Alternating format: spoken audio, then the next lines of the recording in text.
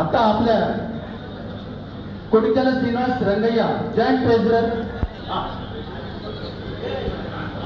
राष्ट्रपती अवॉर्ड भेटलेले आहे, त्याचे ते दाखवणार आहे, ते बघून आपण टाळ्या वाजवला, जोरदार टाळ्या.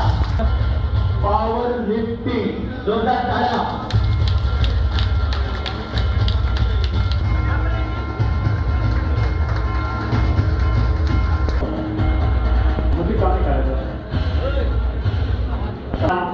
सभी पत्रकार बंधू, सभी हमारे कार्यक्रम में पुरस्कार मिळाले महाराष्ट्र राज्यामध्ये या त्यांना सुद्धा भिवंडीच्या वतीने हार्दिक स्वागत. श्री अक्षय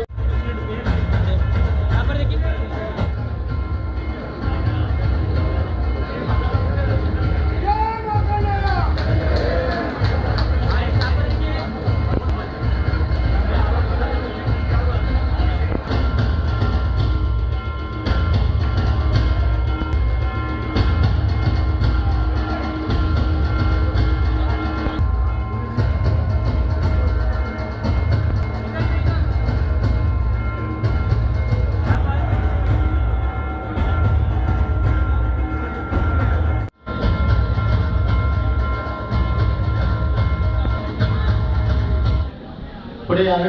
यांचा स्वागत सत्कार हे दिव्यांग राष्ट्रपती पुरस्कार आहे. टाळ्या जोरदार. यांचा स्वागत होतील आता तुंग तो भाग्यश्री मनोहर हडमेटला मॅडमचा तुंबा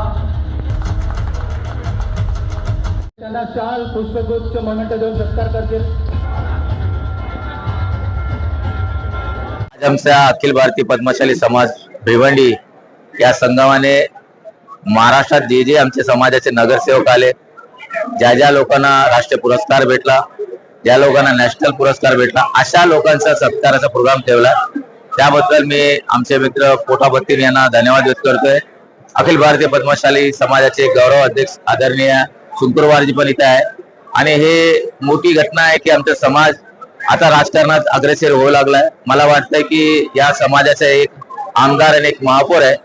मी 3दा जालना शहराचा आमदार होतो आणि मी नगराध्यक्ष पण होतो आणि माझी बायको पण नगराध्यक्ष होती.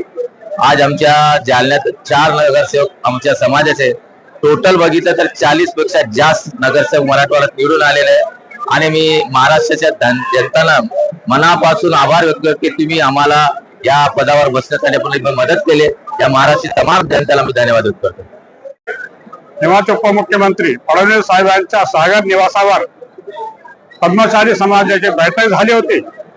त्या बैठकीमध्ये मी एक प्रश्न उपस्थित केला. शिंदे साहेब मुख्यमंत्री असताना आर्थिक विकास महामंडळ पद्मशाली समाज देण्यास त्यांनी जाहीर केलं होतं, पण त्याची अंमलबजावणी झाली नाही. आणि पद्मशाली समाज सगळ्यात जास्त असल्या कारण महाराष्ट्रामध्ये SBC मध्ये तर तुम्ही आर्थिक विकास महामंडळाचे अध्यक्ष आमच्या समाजाला द्यावा म्हणून मी त्यांना आग्रही विनंती केली. त्या विनंतीला त्यांनी मानून त्यानं ताबडतोब उत्तर दिलं. अध्यक्ष पदाच नाही पण उपाध्यक्ष जरूर तुम्हाला देवत म्हणून त्यांनी आम्हाला कबूल केलेला आहे. पण अद्याप जवळजवळ 1.5 वर्षापेक्षा जास्त काळ झालेला आहे, अजून त्याची अंमलबजावणी झाली नाही. आता अनेक दिवसांना आता कैलास शेठ गोरेंट्याल यांच्या नेतृत्वाखाली आम्ही अशोक किंदापरे सारखे आमचे जे SBCचे ज्यांना ज्ञान आहे अशा लोकांना घेऊन आम्ही त्यांना भेटणार आहोत. मुख्यमंत्र्यांना अधिवेशन झाल्यानंतर कैलास शेठ वेळ घेऊन आम्ही मुख्यमंत्र्यांना भेटून पद्मशाली समाजासाठी SBC साठी आर्थिक विकास महामंडळ आहे जे काय मागण्या आहेत 2% मागण्या वगैरे हे पूर्ण आमच्या 50% त्यात बसण्यासाठी आम्ही प्रयत्न करणार आहोत. त्या दृष्टीने आमचा प्रयत्न चालूच आहे. पण मुख्यमंत्र्यांनी आश्वासन दिलेलं आर्थिक विकास मंडळ अजून पूर्ण न झाल्या कारणानं पुनश्च त्यांची आम्ही भेट घेऊन या पद्मशाली समाजासाठी ज्या ज्या काही सवलती आहेत त्या घ्यायचा आम्ही प्रयत्न करू. जय मार्खंडे, जय हिंद, जय